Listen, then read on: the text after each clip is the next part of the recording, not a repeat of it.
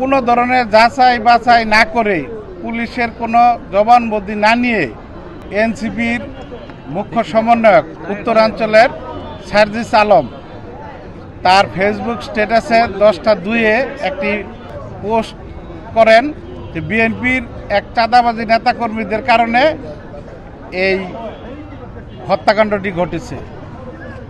আপনারা ইতিমধ্যে জানেন গত 7ই আগস্ট রাত্রে আনুমানিক 8টার দিকে বাসন থানাধীন মসজিদ মার্কেটে একটি হত্যাকাণ্ড ঘটনা ঘটে। সেই হত্যাকাণ্ডের ঘটনা এবং জয়দেবপুরে এক সাংবাদিককে থেতলিয়ে দিছে।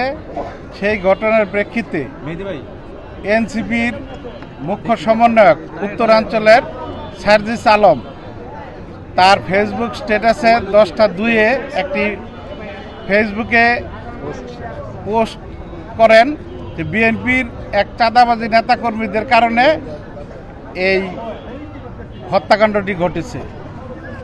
কোনো ধরনের যাচাই বাছাই না করে পুলিশের কোনো জবানবন্দি না নিয়ে সে বিভিন্ন সময় বিভিন্নভাবে, আপনারা জানেন জাতীয়তাবাদী দল বিএনপি একটি বাংলাদেশের সবচেয়ে বৃহৎ সংগঠন।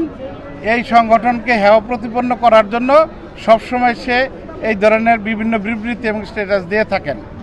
আপনারা জানেন ইতিমধ্যে নির্বাচন ডিক্লেয়ার করেছে। এই নির্বাচনকে প্রশ্নবিদ্ধ করার জন্য এবং পিছিয়ে দেওয়ার জন্য এবং জাতীয়তাবাদী দলের ভাবমূর্তি সাধারণ জনগণের কাছে ক্ষুণ্ণ করার জন্য সে এই সমস্ত বিবৃতিগুলো দিয়ে থাকে। এর জন্য আমাদের সকল আইনজীবীদের নিয়ে গাজীপুর কোর্টের যত আইনজীবী আছে সকলকে আমরা সাথে নিয়ে বিএনপির জাতীয়তাবাদী দলের আমরা সার্জিস আলমের বিরুদ্ধে মামলা রুজু করে গেলাম। বাসন মেট্রো থানার সভাপতি আমি তানভীর সিরাজ রুজু করে গেলাম। এই হাকিম কি দিল এটা আমাদের সাবেক আইনজীবী কয়জনকে উল্লেখ করে হচ্ছে করা হয়েছে এখানে এই মামলায় যেহেতু এটা ফেসবুকে সার্জিস আলম একাই স্ট্যাটাস দিয়েছেন, আমরা সার্জিস আলমকে একজনকেই এই মোকদ্দমায় আসামি করেছি। বিচারক এই মোকদ্দমাটি বলছেন যে এটি যাচাই বাছাই হওয়া দরকার আছে। এটির এই যে ফরেনসিক রিপোর্টে ওনার স্ট্যাটাস ফেসবুকে দিয়েছেন, এটা জাস্টিফাই করা ফরেনসিক রিপোর্ট দরকার আছে এইসব কারণে। এবং এই সংশ্লিষ্টতে যে আরও 2টা মামলা হয়েছে, একটা আনোয়ার